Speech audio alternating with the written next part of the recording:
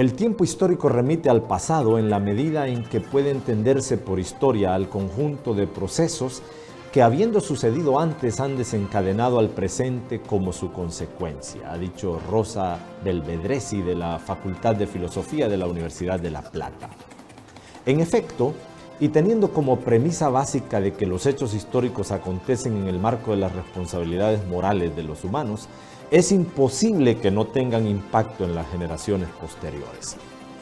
Registrado como una auténtica efeméride en la vida de la Iglesia, la Reforma Protestante del siglo XVI estremeció las estructuras de un sistema religioso absolutista y temerario, posicionado sobre las ambiciones, la dominación excesiva y la negación de la libertad que le asiste a cualquier ser humano. Los llamados reformadores desafiaron al status quo de aquella época, especialmente en el ámbito religioso, pero ante todo abrieron un diálogo serio respecto a los asuntos teológicos que debían revisarse a la luz de las Sagradas Escrituras, siendo el más relevante el de la justificación. Más de 500 años han transcurrido y el impacto de la Reforma Protestante en la Iglesia actual es invaluable. Cuando reconocemos que ayer y hoy la pureza de nuestra fe continúa asediada ahora por una creciente ola de falsos maestros que exponen doctrinas sincréticas y sin fundamento bíblico responsable. Lo expresó Lutero elocuentemente en su defensa ante la Dieta de Worms. Mi conciencia es cautiva de la palabra de Dios.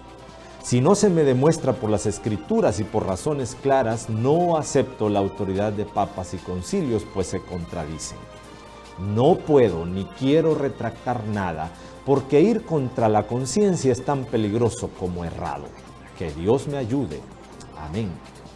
De esta manera, el planteamiento es contundente. La verdad bíblica es urgente para la preservación de una iglesia militante y fiel.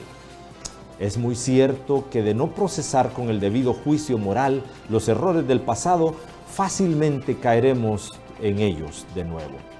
Es pues un deber ineludible comparecer a esta cita histórica y recoger cuantos beneficios y desafíos nos plantea este tema. Es por esta razón que hoy, en esta nueva edición de Punto Analítico, abordamos el tema La Reforma Protestante, una valoración histórica con relevancia para la Iglesia de hoy. Oportuno, relevante, crítico, constructivo, beligerante y objetivo. Esto es Punto Analítico. Un abordaje serio a diversos temas de interés vistos desde una perspectiva bíblica. Y ya con ustedes, Punto Analítico, presentado por los pastores Betuel Ayes y Óscar Velázquez.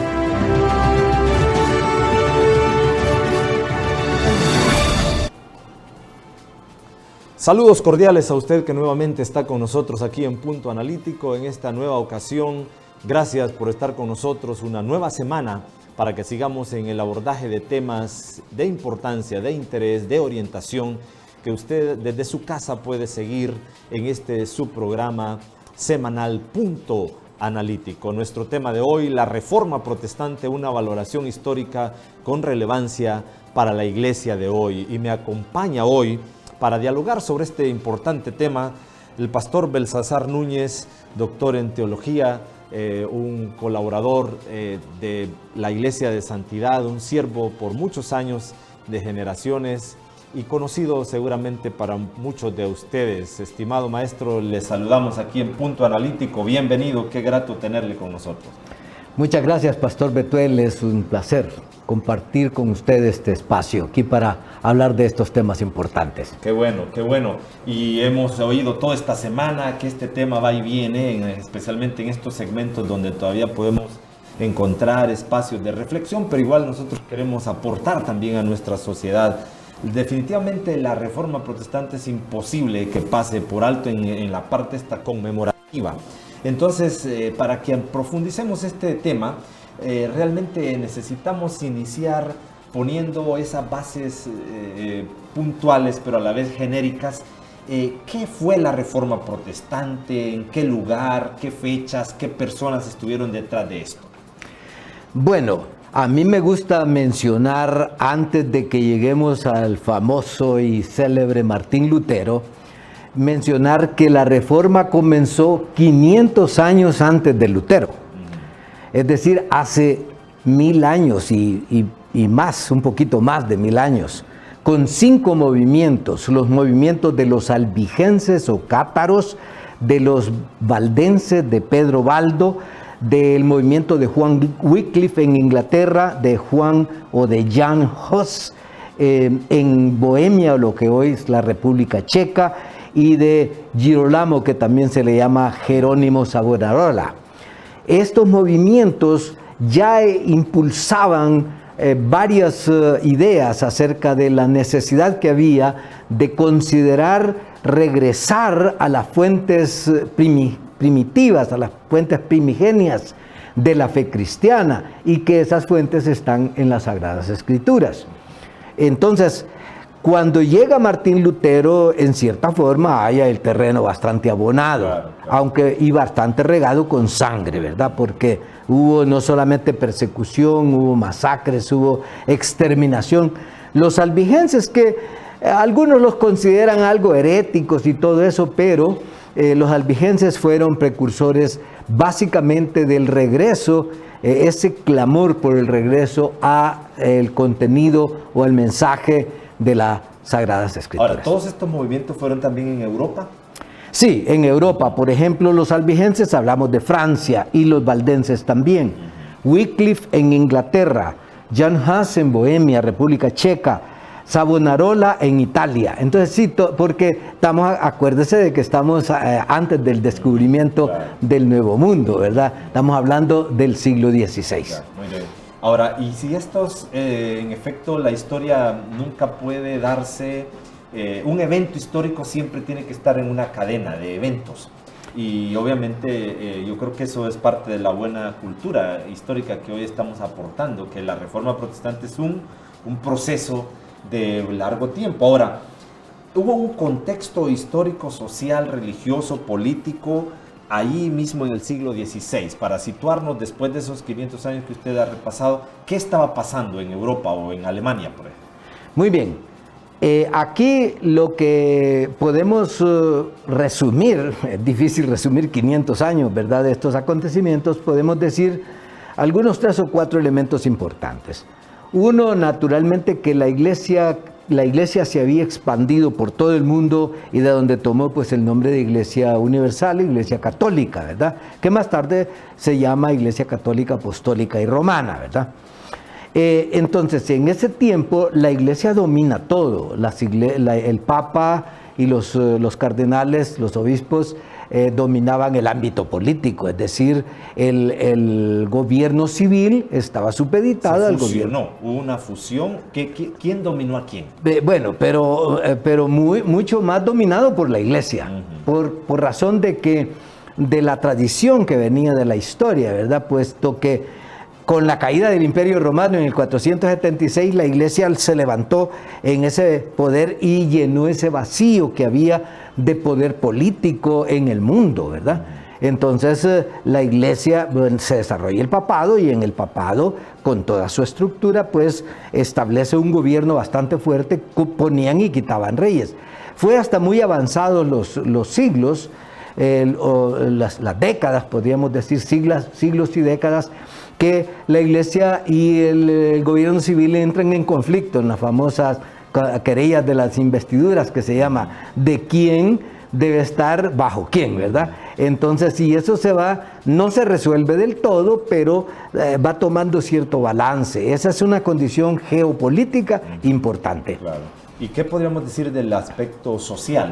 ¿Qué estaba pasando en la sociedad en ese tiempo, fuera del ámbito religioso? Bien, en el ámbito social podemos mencionar que la economía es el sistema feudal, y la iglesia se había convertido en el más grande feudalismo, el más grande feudo de los papas, de los cardenales, de los obispos, de los arzobispos, etc. Y por tanto había mucha opresión, porque la ley o venía de un rey, de un emperador, un rey, un príncipe, un conde. No había esa idea democrática que hoy tenemos de algún nivel, aunque es mala, suponemos que hoy todavía no tenemos una gran democracia, pero por lo menos hay la opción de reclamar, de pedir, de cambiar, de solicitar que se transformen ciertas leyes o ciertas decisiones de los países. Entonces había mucha pobreza, exagerada pobreza, ¿verdad? Es decir, si hoy tenemos un 25, 30% de los que detentan las riquezas las riquezas y un poco de la clase media alta y el resto son pobres, en aquel tiempo era el 1, 2%, ¿verdad? Que detentaban toda la riqueza del mundo, siendo la primera la iglesia, ¿verdad? Tenía territorios, tenía ejército, tenía mucho dinero y aunque muchas veces mal administrado. Dicho en un lenguaje así práctico y resumido, la iglesia perdió su sentido, pues, porque no era la iglesia nunca ha sido para eso, pero ese contexto también de pobreza creo que era un detonante, ¿verdad? Que el movimiento reformador que en el siglo XVI ya se sustenta y hace acopio de todo esto que está sucediendo. Ahora, había temas que estaban ahí de fondo. Digamos, si hubiese 1, 2 o 3, pero habría uno que era el que movió, que impulsó de esa manera tan, que fueran tan vanguardistas y que cautivaran, que tuvieran seguidores, que tuvieran reacción. ¿Cuáles eran los temas de fondo que estaban con el movimiento de la Reforma? Bueno, ligando lo que acabo de decir con la cuestión de la situación social, estaba la cuestión de las leyes. No había leyes como hoy las conocemos. En efecto, había conflicto. Ya para la hora de la Reforma, en el siglo XVI, había conflicto entre el hecho de que ¿qué es lo que se debe respetar? ¿La autoridad instituida o la ley que emite esa autoridad? Y una vez emitida esa ley de la autoridad, ¿qué es lo que más pesa? ¿La misma autoridad o la ley? Y es un tema que está en la actualidad, claro, ¿verdad? Claro, sigue siendo vigente hoy. Podíamos hablar un poquito más de eso más adelante, pero ese era un tema. Pero los otros estaban relacionados con la cuestión de la justicia, pero una justicia vista como era vista en la Edad Media, la cuestión del relacionamiento con Dios, ¿verdad? Es decir, cómo entramos en contacto con Dios y cómo, por decir así, obtenemos esa misericordia de Dios para entrar al plan de salvación de Dios. Entonces, en ese tema entra el problema del dinero con la cuestión de en realidad es la gota que derrama, que rebalsó el vaso, correcto, que es la venta de las indulgencias. Sí. O sea que ya tendríamos entonces entre temas políticos, sociales y temas religiosos, y creo que es el más profundo, el tema teológico, mejor dicho, sí. ¿Cómo se justifica el hombre? Y obviamente deja entrever que lo que habría es el abuso de poder, el que fue degenerando, ¿verdad? La pureza y la razón de esto. Ahora, llegado así siguiendo más una aproximación histórica de hechos y sucesos, ¿qué sucedió específicamente el 31 de octubre en Wittenberg? Bueno, allí hay que hacer un poquito de preámbulo, que nace Martín Lutero 1483 en una familia pobre, campesina, pero muy luchadora, y logra que haga estudios en escuelas básicas y luego ir a la universidad. Los padres, particularmente el padre, quería que fuera abogado, ¿verdad? Sin embargo, él se va por la filosofía, estudia filosofía. Y luego deja la misma filosofía en sí y dice que, a raíz de una experiencia en el camino, ¿verdad?, que un rayo casi lo mató. Entonces, en su oración católica a Santa Ana, dice: te voy a servir el resto de mi vida.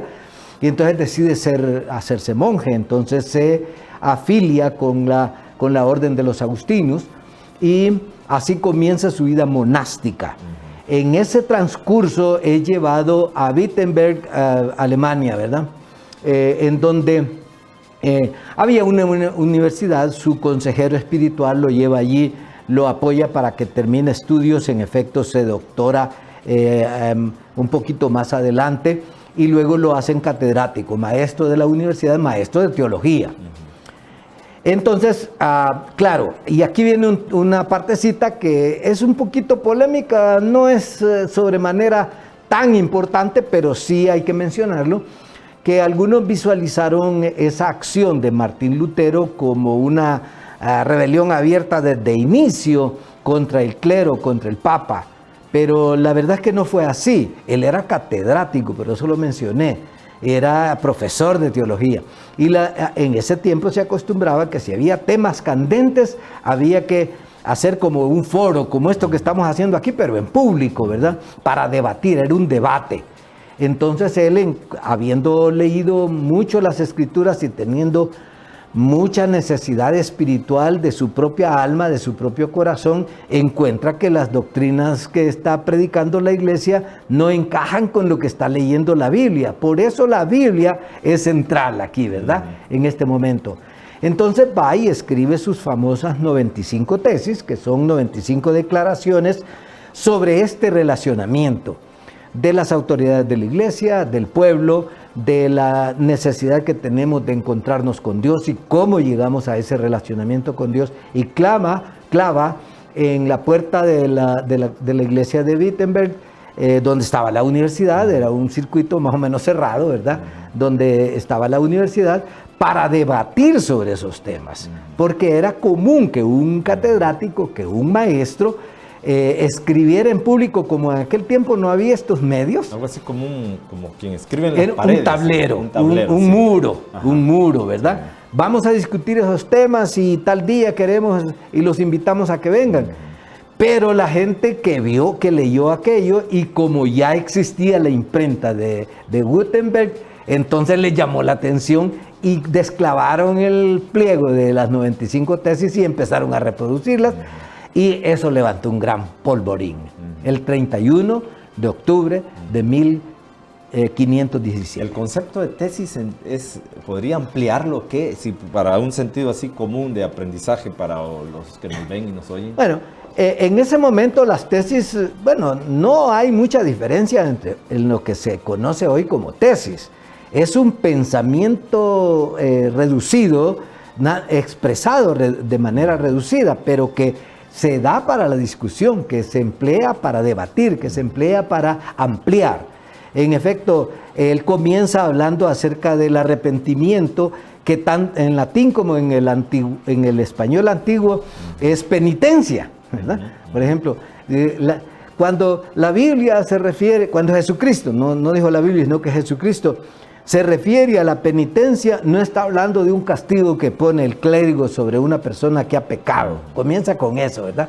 Sino que se refiere a una contrición del corazón. Esa es una tesis. Luego sigue ahí con algunas otras. Entendemos que en ese momento pues estaban vendiendo muchas indulgencias. Esa es toda una historia aparte que no nos va a quedar tiempo de discutir, ¿verdad?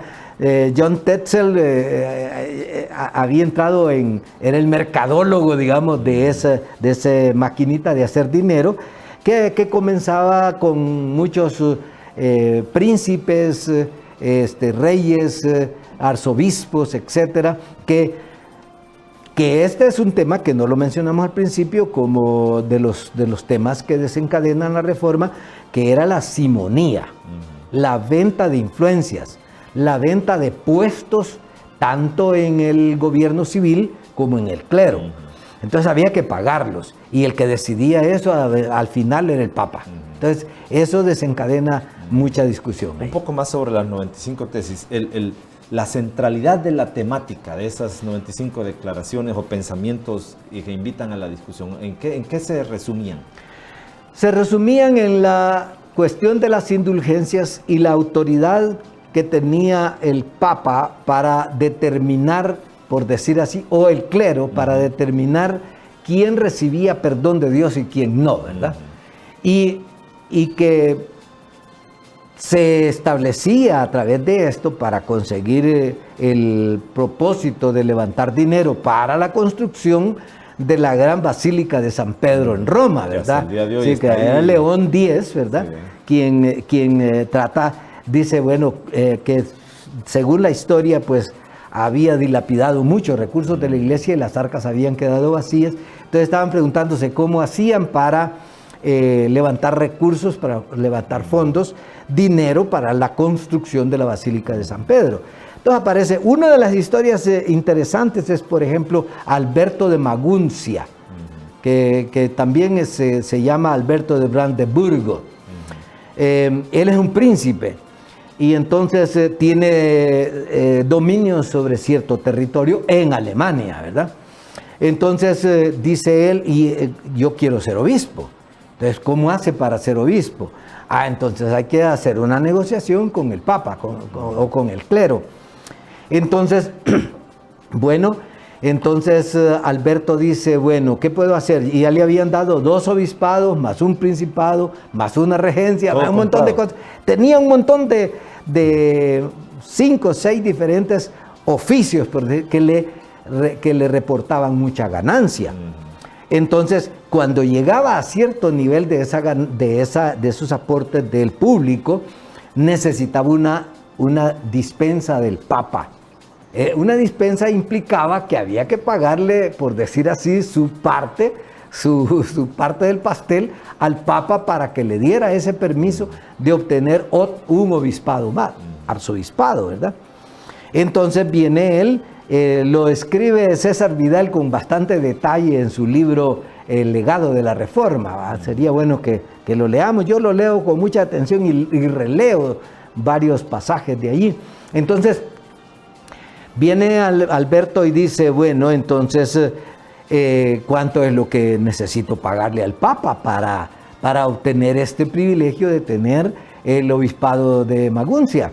Y entonces, bueno, dice, tienes que darme 24,000 ducados de ese momento de entrada, ¿verdad? ¿A qué equivalía eso? Ok, yo estuve haciendo las averiguaciones y equivaldría casi a $5,000.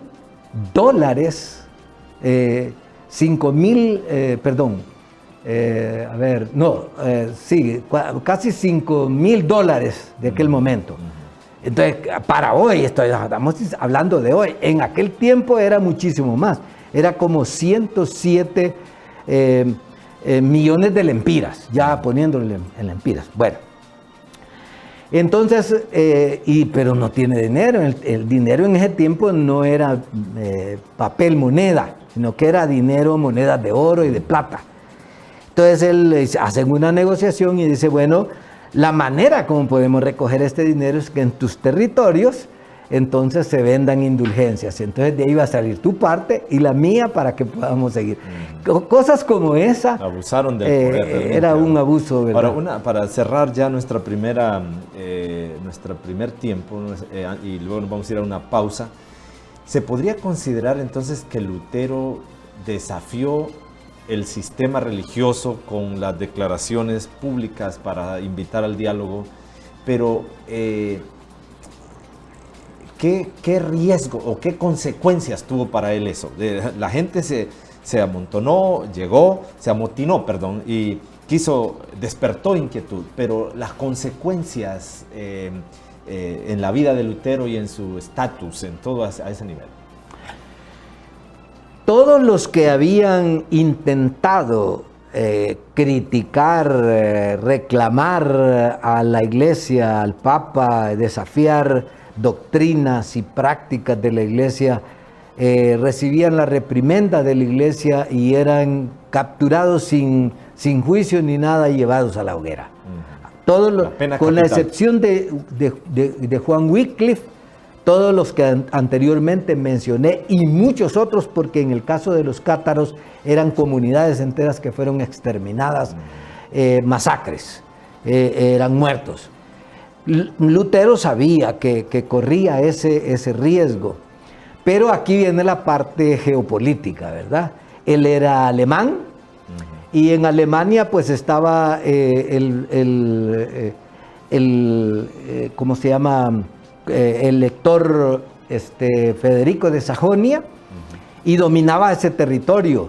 Entonces él se acerca mucho a buscar protección del de la principal autoridad civil de ese territorio cuando clava las 95 tesis. Claro, hay mucho terreno que correr, 2, 3, 5 años después del 1517, 1518, 19, por ahí, por el 20, por el 21 sigue el movimiento, y él se enfrentaba a la muerte. En efecto, fue llamado por el Papa directamente para que se retractara, que fuera a Roma, pero Federico de Sajonia pues lo protegió y logró aplazar, no dejemos 4 días, unas tácticas dilatorias que hizo allí para que no se lo llevaran, porque lo que hacían ellos es tomarlo preso, pero como el territorio lo dominaba Federico de Sajonia, no permitió.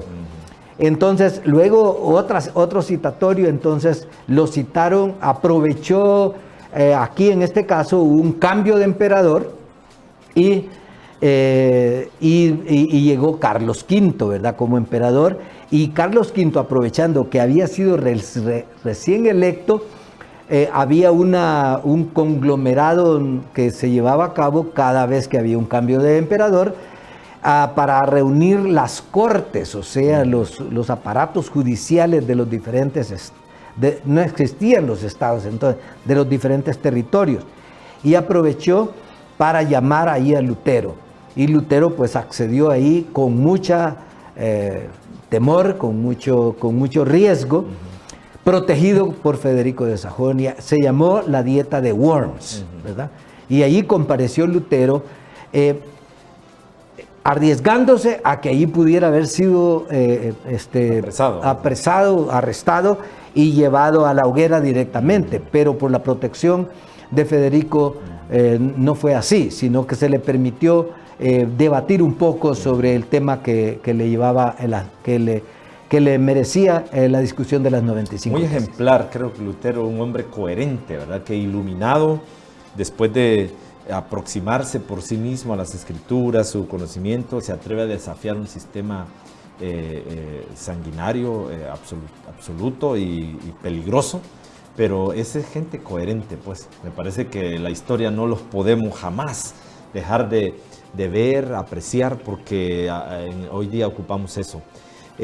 Maestro, vamos a nuestra primera pausa y al regresar justo vamos a entrar en esto último que acabamos de decir. ¿Cuál es el impacto de la reforma y las implicaciones para la iglesia de hoy? ¿Qué lecciones podemos tomar? Así que, estimados amigos, quédense con nosotros. Estamos aquí en Punto Analítico. Este es un programa relacionado al tema de la reforma protestante. Quédese, ya volvemos en unos minutos. ¿Quién fue Martín Lutero? Martín Lutero nació en Alemania el 10 de noviembre de 1483. A sus 22 años ingresó al monasterio agustino de Erfurt. Estaba obsesionado con el tema de la salvación, pero pronto se volvió un lector apasionado de la Biblia, que le fue dando las respuestas que necesitaba. En 1507 se ordenó como sacerdote y se dedicó a dictar cursos en la Universidad de Wittenberg. Cuando profundizó en el estudio del libro de Romanos, leía que el justo por la fe vivirá. Él sentía que la justicia de Dios cobraba un nuevo sentido. Desde ese mismo momento ya vivía internamente sus crisis respecto a las directrices de la Iglesia Católica, que se acentuaron cuando conoció a Roma y fue testigo de una ciudad impía con pecados manifiestos. Cuando regresó a Alemania, algo en su alma estaba por estallar. Solo faltaba el pretexto. El propio Papa León X se lo dio, cuando envió a Tetzel, el vendedor de indulgencias, a recaudar dinero para reconstruir la Catedral de San Pedro. Las indulgencias eran el pago de dinero por obtener la liberación de las consecuencias del pecado en la tierra. Tetzel acusó a Lutero de herejía por contradecir la práctica de las indulgencias adoptada por la Iglesia. El 31 de octubre de 1517, Lutero se defendió públicamente de las acusaciones de herejía que le hacía Tetzel, y luego clavó en la puerta de la iglesia de Wittenberg sus 95 tesis. El escrito, que repudiaba las indulgencias y otras cuantas prácticas de la iglesia, causó revuelo de inmediato. La iglesia citó a Lutero para que se retractara, pero a pesar de la presión, este no lo hizo. Más adelante se casó y tuvo 6 hijos. Martín murió a sus 63 años. Cuando sintió que todo terminaba, comenzó a orar diciendo: Padre Celestial, eternamente misericordioso Dios, me has revelado a tu amado Hijo, nuestro Señor Jesucristo. A Él he confesado, a Él he proclamado, a Él amo, a Él honro como mi Salvador y Redentor, a quienes los impíos persiguen con sorna y burla. Oh Señor, toma mi alma.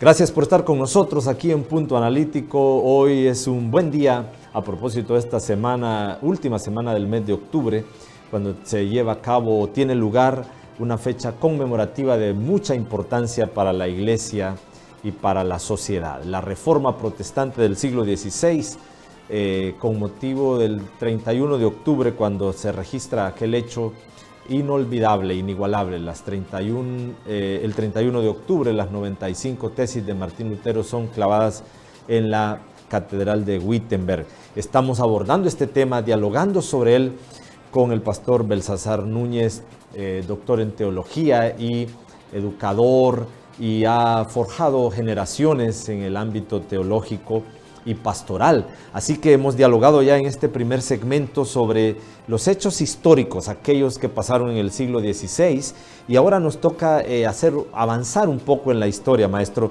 Después del momento clave ese, cuando las 95 tesis son exhibidas, promueven una, por así decirlo, una efervescencia y una reacción. ¿Qué pasa en los siglos subsiguientes en la Iglesia europea?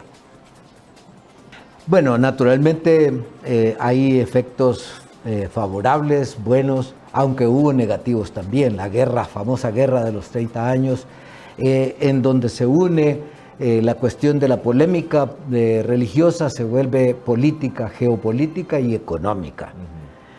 Aunque el tema teológico, espiritual, religioso, es la cuestión de la salvación, de la justificación por la fe, que levantan Martín Lutero. ¿Por qué?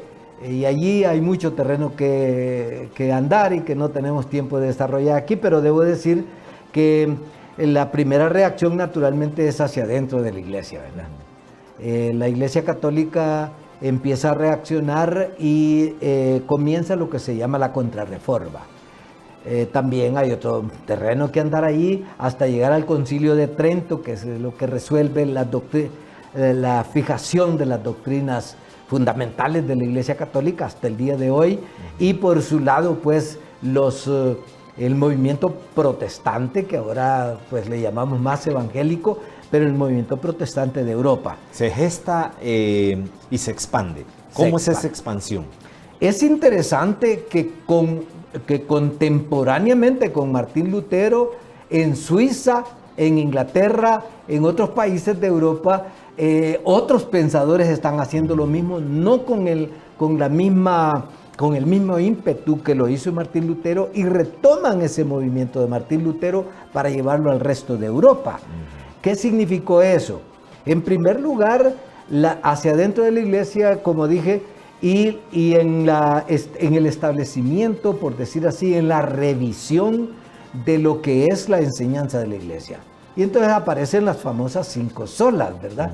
Tampoco tenemos tiempo de detallar sobre cada una de ellas, que la salvación, que el encontrarse con Dios, que el estar en paz con Dios, se va a manifestar o debe de estar basado en las doctrinas, en la teología, basado solamente en la Escritura, la Biblia, sola Escritura, que la salvación debe ser solamente por gracia, por medio de la fe. Estas dos van juntas, son dos solas, solo por gracia, por medio de la fe, y que solamente es a través de Jesucristo. Algunos dicen, me han dicho, no lo he podido encontrar en ningún documento, pero me han informado que el último de los solas, o sea, el quinto, el Soli Gloria Deo, Soli Deo Gloria, fue después de que Calvino escribe sus documentos sobre la doctrina de la nueva iglesia. Entonces, allí están establecidos los nuevos parámetros en que se va a basar la doctrina, la enseñanza de la iglesia protestante. Naturalmente vienen otros conflictos después, ¿verdad? Es otro tema. Claro. Pero hacia la sociedad es que la Reforma no era solamente religiosa, Claro. tenía que ver elementos, como dijimos, políticos, geopolíticos, Fueron económicos, coyunturales, sociales. ¿no? Coyunturales, Sí, correcto. sociales. Sí. Muy bien, y ahora nos toca aterrizar en el presente. Como lo dijimos al principio, ningún hecho histórico del pasado quedará así a la deriva, porque necesariamente tendrá un impacto en aquellos que vuelven y ya sea que se detengan a leer la historia o no, el impacto siempre viene. Pero asumamos que habemos actualmente gente que está valorando lo que sucedió en el siglo XVI y pensamos en la iglesia en Latinoamérica. Hay ahora un contexto de una iglesia que algunos la califican una iglesia en crecimiento, próspera, pujante, al menos en número, de eso consta, ¿verdad? Ahora, ¿cómo debería ser la lectura o más bien, qué elementos de la lectura de los hechos acontecidos en la Reforma y el movimiento protestante que ahí se levanta podrían ser mensaje para la iglesia latinoamericana en este contexto de su crecimiento? No mencioné que, por ejemplo, los efectos en Europa también son efectos que nos alcanzan a nosotros. Sí, por las misiones, ¿verdad? Que Sí, luego las ya... misiones, la cuestión de la promoción de la Biblia, ¿verdad? Y en la sociedad, por ejemplo, la independencia de los países, porque en aquel tiempo era después del famoso Sacro Imperio Romano Germano, ¿verdad? Que estaba dominado por la Iglesia Católica. Entonces los países empiezan a conformar como países nacionales, ¿verdad? Delimitados por sus propias fronteras. Entonces hay cierta independencia del poder y por lo tanto la separación de la Iglesia y el Estado. Eso es muy valioso. Eso es bien importante. Claro, claro. Y eso nos alcanza a nosotros. Sí. En otro sentido más amplio en la cultura, es la educación. La Reforma promovió la educación pública, porque en aquel tiempo solo era privada, ¿verdad? Es decir, solo la manejaban las pequeñas élites, solamente a unos poquísimos los educados. Martín Lutero y sus acompañantes, Melanchthon y después en Suiza, Calvino y todos los demás, Zwinglio, eran privilegiados porque habían estudiado. Otro elemento, ya volviendo de la sociedad adentro de la iglesia, es la misma liturgia, es decir, Lutero promovió el canto congregacional que antes estaba hecho o expresado solamente por el clero, ¿verdad? En el campo de la cultura también el desarrollo del arte, de la ciencia. ¿Por qué? Porque la iglesia, merced de buscar la supuesta pureza del dogma, no de la doctrina, sino del dogma, estorbó el desarrollo científico, persiguió a los alquimistas, a los científicos, pues quemó a Galileo Galilei, ¿verdad? Y estorbó el desarrollo de la ciencia. Es una iglesia al servicio del oscurantismo y del retraso. Por eso es que se le llama el oscurantismo, Sí. o sea, la Edad Media se le llama la Edad Oscura. Por lo tanto, eso también tuvo su incidencia en el comercio, en las finanzas, porque era prohibida la usura, que en el principio pues era una buena intención, no abusar, ¿verdad? Pero entonces se estorbaba todo el desarrollo del movimiento del dinero y comenzaron a surgir la nueva visión de la banca. Y se cree pues que los países que adoptaron la reforma, ¿verdad? Que comenzaron con esos 6 príncipes que firmaron y que apoyaron la reforma, de otra manera no se hubiera desarrollado. Entonces empezaron a desarrollar el uso del dinero para promover la industria. Hay que entender también que está dentro del marco del pensamiento nuevo que venía del iluminismo, que viene un poquito antes de la reforma. Entonces, luego también podemos mencionar como efectos de la reforma en aquel momento y que nos toca a nosotros, la cuestión de la pureza de la doctrina, volviendo a las bases de la Biblia. Eso para hoy, para el día de hoy, es necesario una segunda reforma, porque hoy tenemos profetas y profecías por todos lados, hoy tenemos prácticas y políticas doctrinarias que están totalmente desenmarcadas de la Biblia, no son bíblicas. Y se venden milagros. Hoy Sí. lo que era prohibido y pecado para la iglesia porque vendían indulgencias, hoy se venden milagros, hoy se venden prebendas. O asuntos así como esotéricos, Y ¿verdad? El agua, correcto, hacer negocios con las cosas de la fe. y la claro. conexión con ciertos políticos para buscar apoyo supuestamente de la iglesia, cuando la iglesia en realidad no necesita. Claro, el dinero y los bienes materiales son importantes, son parte de la mayordomía de Dios, pero la verdad de lo que necesita es de la pureza y de la fidelidad a Dios para poder seguir adelante. Usted mencionó ahí, por ejemplo, el aporte que hizo la reforma de la separación de la iglesia y el Estado.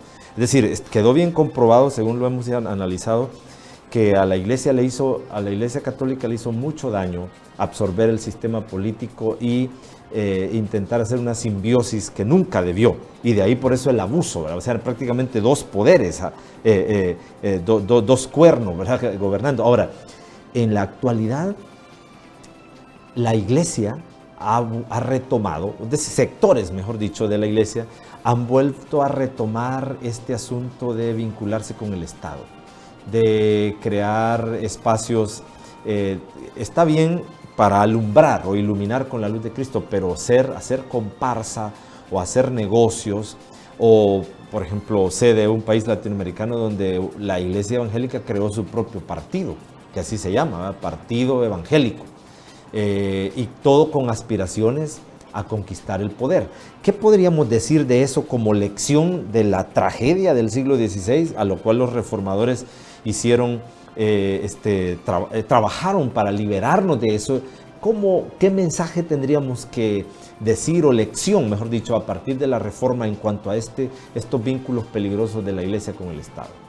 Bueno, voy a mencionar dos situaciones que están en boga en este mismo momento. A mí me parece, por ejemplo, que la iglesia, tanto aquí como en el gran país del norte, trata de resolver los problemas morales y espirituales de la gente, de la sociedad, con convenios y con aportes del lado político. Pero ese no es el camino. Claro, ellos no tienen, no tienen los recursos para hacerlo. Es hacerlo. decir, estamos buscando que un político nos ayude para llevar estas y estas decisiones a la corte, al Congreso. Ese no es el papel de la iglesia. Nuestro papel es evangelizar, discipular para que la sociedad cambie. El cambio desde adentro. No vamos a lograr cambios vía decreto. No vamos a lograr que la gente lea la Biblia vía un decreto. Tenemos que hacerlo nosotros a través de la evangelización. Y lo mismo está sucediendo en Latinoamérica, como usted bien lo ha mencionado. Entonces, no ese es el papel el papel de la iglesia, es iluminar, es instruir a la sociedad para que de allí salgan los políticos, los congresistas o los diputados a los congresos, los presidentes de los países, los alcaldes. La iglesia debe instruirlos, pero no como políticos, sino como miembros de la iglesia, y es donde necesitamos ahondar en el trabajo de la evangelización y el discipulado, en vez de buscar que a través de un convenio o de financiamiento vamos a hacer el trabajo de la evangelización. Ahora se habla de un tema de que hay la sociedad civil haga veeduría, o sea, audite al Estado. Vaya, en teoría está bueno, y interesantemente en casi todas las sociedades modernas incluyen a la iglesia para que sea parte de esta sociedad civil que audita los actos del Estado. ¿Cree usted que eso ayudará a la misión de la iglesia, o está pisando ya terrenos de riesgo? Y si eso también nos vuelve a reenfocar en lo sucedido en la reforma. Es un terreno minado, ¿verdad? Porque si bien es cierto, y aquí pues hay que reconocer, ustedes aquí en Honduras nos damos cuenta que desafortunadamente los papeles como que se han trastocado, ¿verdad? Como que se han cambiado, polarizado totalmente. Ahora los protestantes no protestamos, ¿verdad? Solo el nombre. Sino que más bien son los católicos los que protestan y han sido mejor voz profética en la situación de Honduras particularmente. Desafortunadamente tengo que decirlo así, ¿verdad? Que los evangélicos no ha habido una voz orientadora de la manera como lo hacían los profetas del Antiguo Testamento y del Nuevo Testamento también. Entonces, es un terreno minado. A mí me parece que más bien, en vez de que sea la iglesia como tal, representando la sociedad civil, sino que la sociedad civil debe estar influida por los valores del reino de Dios que deben de estar en la iglesia. Y eso todavía no es, se está deteriorando en la enseñanza y en la concepción teológica y doctrinal de la iglesia de la actualidad. Sí, qué pena, ¿verdad? Porque el precio de la reforma fue con sangre. Fue difícil, hubo persecución, hubo muertos, hubo cualquier cantidad de situaciones gravosas. Entonces, que la iglesia desaproveche ese hito histórico me parece una ingratitud, ¿verdad? Pero a la vez una irresponsabilidad. Para finalizar, ¿qué podríamos decir sobre el desafío, la frase esa, que la iglesia apertura una reforma, es decir, vuelve a la escritura, pero los reformadores también introdujeron la famosa expresión esta, que la iglesia siempre sigue reformándose? ¿Qué significa eso para nosotros hoy como iglesia en Honduras, para ser todavía más precisos? Algunos de los subtemas que hemos mencionado, que son temas para mayor discusión y sin el ánimo de polemizar ni atizar ningún debate de esa índole, la iglesia necesita, yo he dicho en varias ocasiones que lo que no debe renunciar la iglesia es al autoexamen. San Pablo dice que nos examinemos si estamos en la fe. Y eso implica que nosotros cuestionemos nuestras enseñanzas. Juan Wesley decía, hemos de tener temor a que nuestros principios teológicos o doctrinales sean examinados a la luz de las Escrituras, y si son falsos, entre más luego los derribemos mejor. Es correcto. Entonces, eso significa que la iglesia tiene que ser autocrítica. Esto que estamos diciendo lo decimos no con el ánimo de pelear con nadie, sino con el ánimo de volver a lo que dice la Escritura, que hay que examinarse. En el ánimo de lo que dice la Biblia, de que nosotros tenemos que renovar nuestro entendimiento de la fe para actualizarla. Y en aquellas cosas en donde la verdad está lindando con la mentira o con lo falso o con lo peligroso, entonces levantar la bandera de alerta para que no vayamos a caer en la misma trampa. Entonces, hoy se necesita estas cosas que hemos mencionado, revisarlas a la luz de un debate académico, espiritual, teológico, bíblico, institucional, pero más que todo bíblico. Correcto. Pareciera que nuestras doctrinas y denominaciones hicieron un bien, es decir, estructuraron, organizaron y hasta tomaron énfasis que nos ayudan a preservarlo, ¿verdad? Como algo así como que no todos podríamos hacerlo todos, pero corremos el riesgo del dogmatismo y de ese localismo, ese enfoque así hermético, ¿verdad? O ese blindaje que se hace sobre las cosas, en este caso secundarias, que son los dogmas. Maestro, ha llegado el momento de ir cerrando. Tenemos oyentes, tenemos televidentes ahí. Un mensaje final de su parte para estimular a esta iglesia del día de hoy en Latinoamérica, en Honduras, y cómo preservar, cuidar el legado de la reforma. Un mensaje final para nuestro público.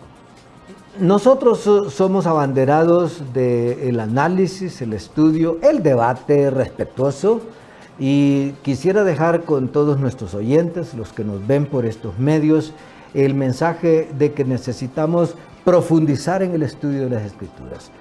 El primer gran sola de la reforma es la sola Escritura, pero tenemos un gran desafío. Nos ha llevado 500 años, fue hasta el siglo pasado, la década de los 60, que la Iglesia Católica en el Concilio Vaticano II abrió la oportunidad de lo que se llamó el libre acceso a todos los fieles para que leyeran las Escrituras, y hoy la Iglesia Católica, es decir, la feligresía de la Iglesia Católica está leyendo más la Biblia. Pero tenemos que ir más allá de la mera lectura. Tenemos que ir a la exposición. Tenemos que ser más profundos en la exposición. Yo oigo mucho mensaje de temas y de cosas que nos gustan, pero poca exposición de las Escrituras. Y de la exposición, claro, eso tiene que ser, en cierta forma, pues de un grupo más pequeño, se podría decir elitista, el estudio de la exégesis, ¿verdad? Porque en nuestros países hay pocos exégetas, estudiosos a fondo de la Escritura. No nos quedemos solo con una lectura superficial.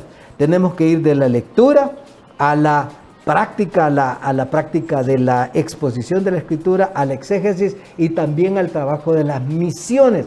Hoy el misionero no es solamente el que toma una Biblia, la pone debajo del brazo y se va a predicar. Tiene que ser el técnico, tiene que ser el profesional, tiene que ser el académico que conoce los lenguajes de las Escrituras para poder traducir. Todavía hay más de 2000 lenguajes, idiomas en el mundo en donde la Biblia no ha llegado ni en una pequeña porción. El desafío misionero es grande. La cuestión de la reforma no nos podemos quedar con ella como una gloria del pasado, sino que tenemos que asumirla para el presente. Amén. Muchísimas gracias. Estimados amigos, hemos llegado así al final de su programa Punto Analítico. Gracias por estar con nosotros. Deseamos que usted siga creciendo, reflexionando sobre estos temas presentados aquí. Seguramente le ayudarán. Usted tiene desafíos todavía en su vida y gracias por su comparecencia aquí con nosotros. Les saludamos pues nuevamente y les esperamos la próxima semana aquí en su programa Punto Analítico. Hasta la próxima.